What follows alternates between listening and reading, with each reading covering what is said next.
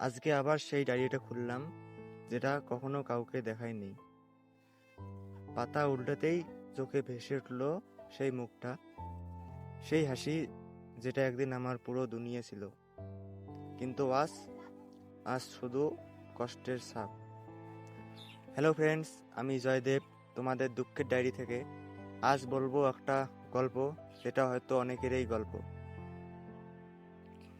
নামটা ছিল রিয়া। প্রথম দেখা হয়েছিল স্কুলের ক্লাসরুমে। বৃষ্টির দিন। সে ছাতা এনতে ভুলে গিয়েছিল। আমি আমার ছাতাটা এগিয়ে দিয়েছিলাম। সে হেসে বলল, থ্যাংক ইউ, তুমি না থাকলে হয়তো ভেসে যেতাম। সেই দিন থেকে শুরু, ছোট ছোট কথা, চোখে চোখে কথা, হোয়াটসঅ্যাপে রাত জাগা। আমি ভেবেছিলাম এটাই ভালোবাসা। আমি তাকে সব দিয়েছিলাম, সময়, স্বপ্ন, মন। সে বলতো, তুমি আমার বেস্ট ফ্রেন্ড। কিন্তু আমি তো চাইনি শুধু ফ্রেন্ডশিপ। একদিন সাহস করে বলে ফেললাম, রিয়া, আমি তোমাকে খুব ভালোবাসি। সে অনেকক্ষণ চুপ করে থাকলো, তারপর বলল, জয়, তুমি খুব ভালো ছেলে, কিন্তু আমার মনে অন্য কেউ আছে। আমি তোমাকে হারাতে চাই না, তাই বলছি, প্লিজ বুঝে নিও। সেই দিন থেকে সব শেষ। আমি হাসতে চেষ্টা করে বললাম, আরে কোনো প্রবলেম নেই, ফ্রেন্ড তো থাকবেই। কিন্তু ভিতরে ভিতরে সব ভেঙে পড়ল। রাতে ঘুম আসতো না। তার স্টোরি দেখতাম, সে অন্য কারো সাথে হাঁটছে, ঘুরছে। আমি স্ক্রিনশট নিয়ে কাঁদলাম। ভাবলাম, কেন আমি নেই? আমি তো সব দিয়েছিলাম।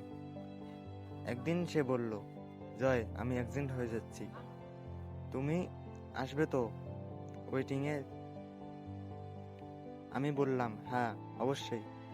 কিন্তু ফোন রেখে আমি ভেঙে পড়লাম।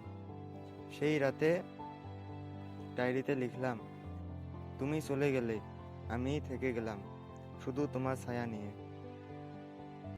আজও কখনো কখনো তার নামটা ফোনের কন্ট্যাক্টে দেখি।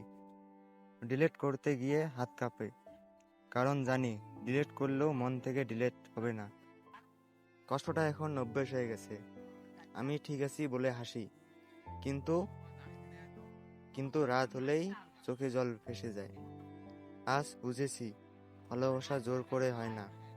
যে তোমার নয়, তাকে ধরে রাখার চেষ্টা করলে নিজেকেই কষ্ট দেওয়া। রিয়া হয়তো সুখী আছে, আর আমি শিখেছি একা থাকতে। একদিন হয়তো নতুন কেউ আসবে, কিন্তু আজকের এই কষ্টটা, এটাই আমার ডায়েরির প্রথম পাতা। যদি তোমারও এমন কোনো গল্প থাকে, কমেন্টে লিখে দিও। হয়তো তোমার কথা কেউ বুঝবে, সে একা নয়।